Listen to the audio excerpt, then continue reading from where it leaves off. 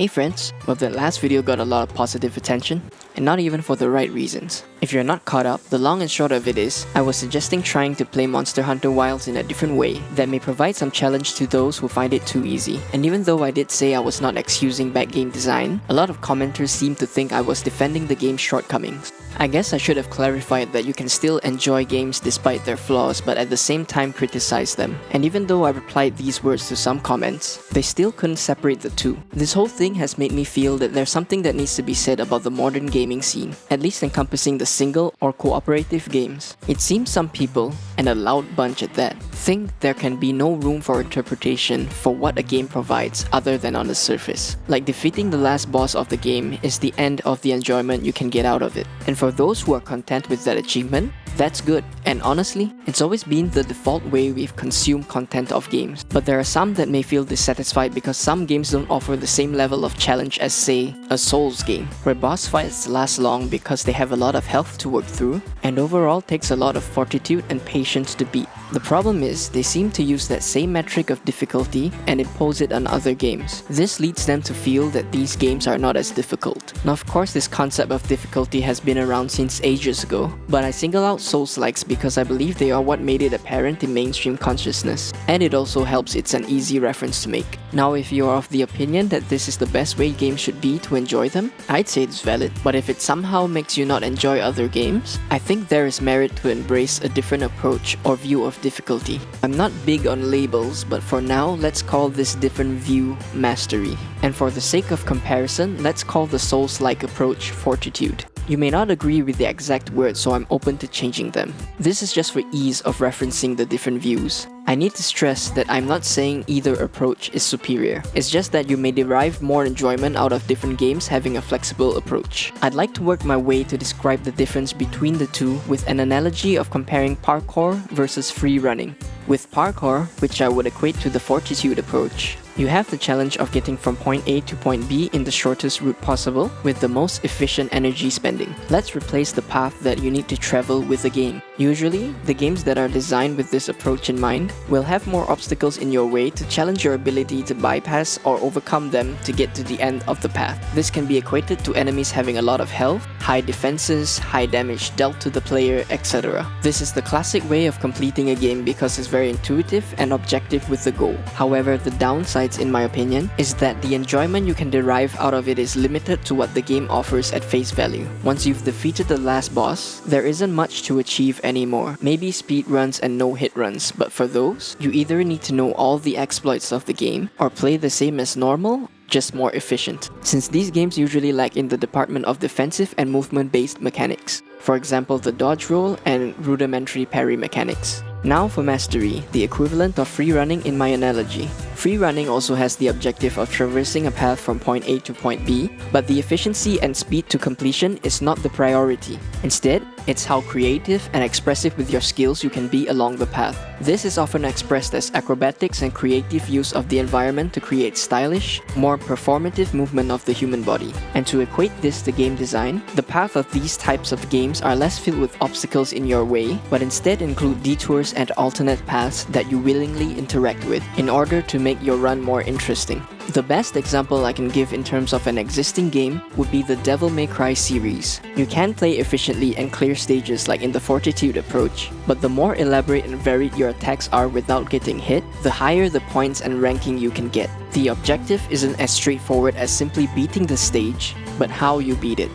Now I'll be going off on a tangent to share why I want to bring this approach to others. Like, why is this random guy telling me about this random thing about games? It's mainly because it's positively impacted how I play and enjoy games, and hope it works for you too. I had always been avoidant of the DMC series because it seemed overwhelming to pick up. One day I finally got DMC 5 and thankfully Nero exists because I definitely vibe with him more than Dante. On my first playthrough, I sucked at it. Not that I couldn't beat it, but it took so many tries, and even when I did clear a stage, it was almost always a B or C rank. The game would penalize you for using items like healing by reducing your ranking score, and you will also lose points by being too passive or getting hit. The idea of styling had not even crossed my mind yet, until I watched other players complete the Bloody Palace, which is a 101 stage survival challenge where if you die, you start from stage 1 all over again.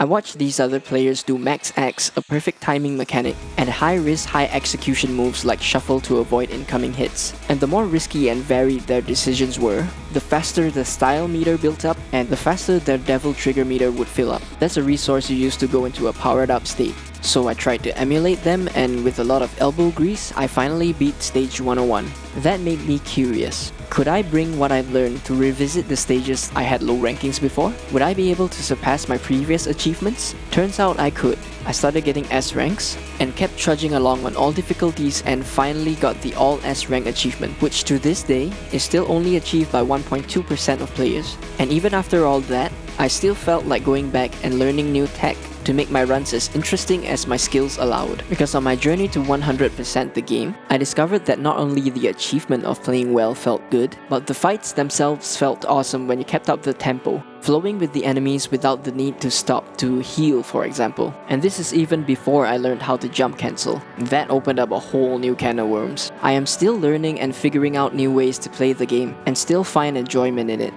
This new motivation I had discovered had suddenly given me the ability to breathe new life into all the games I had enjoyed before. For example, Dragon's Dogma Dark Arisen. Even though the game is much simpler than DMC, I still had so many questions on what I could do with each vocation and which moves could make interesting synergies. And most importantly, revisiting fights through a new lens. It's why I can still enjoy Dragon's Dogma 2 even though it has many shortcomings, as it's famously known for now. Cause I'm not limited to boss fights being me knocking them over and deleting their health bar, but I can full on create fight scenes alongside them. This approach really stretches the longevity of the games you enjoy. And while I'm on the topic, I highly recommend playing DMC if you haven't. Maybe you can go through the same experience I had. I'd probably get flamed if I didn't recommend which order to play them in, so start with 5, then 3, then 4. This order makes the most sense for combat difficulty wise, but if you care about story, you can just do it chronologically. I haven't played 1 or 2 so I can't say anything, but I've heard a lot of bad things about 2.